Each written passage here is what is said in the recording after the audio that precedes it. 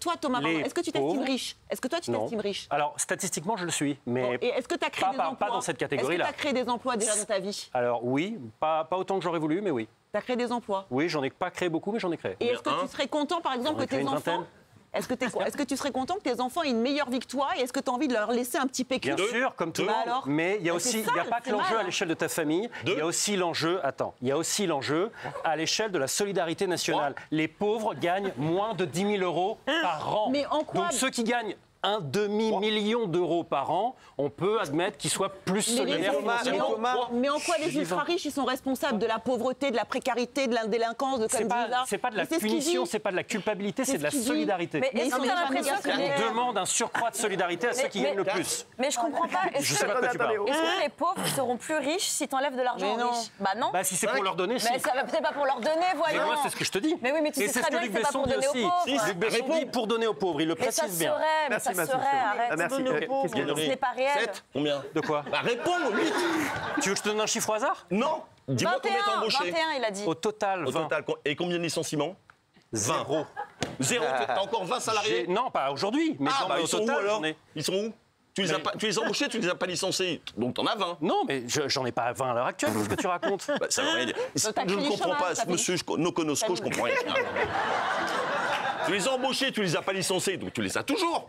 Non, c'était pas les miens. Ils sont où? Ah, c'est pas les tiens. Ah bah moi aussi j'en ai plein. Moi aussi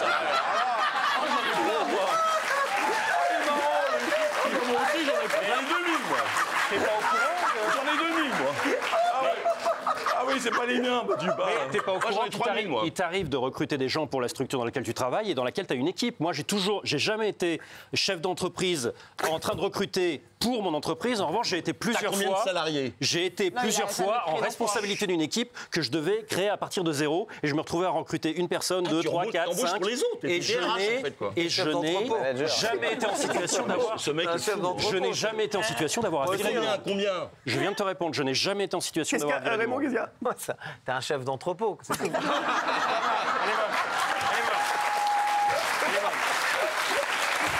très bien. Chef d'entrepôt. Mais donc, des gens très bonne. C'est bon ça, mon taf. Mon chef d'entrepôt. On est bien. Non, pas mal.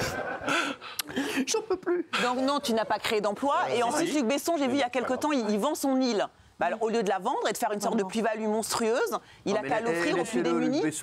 Mais non, mais le pauvre, c'est lui qui fait une sortie complètement hors sol. Au moins, il dit des choses. Moi, je préfère des mecs qui disent des choses que des mecs qui disent rien. Au moins, il dit des choses. Moi, je défends toujours mes amis, comme vous le savez. Et Luc Besson, mais là, franchement, je considère comme mon ami, je l'aime beaucoup. Voilà. C'est un énorme talent.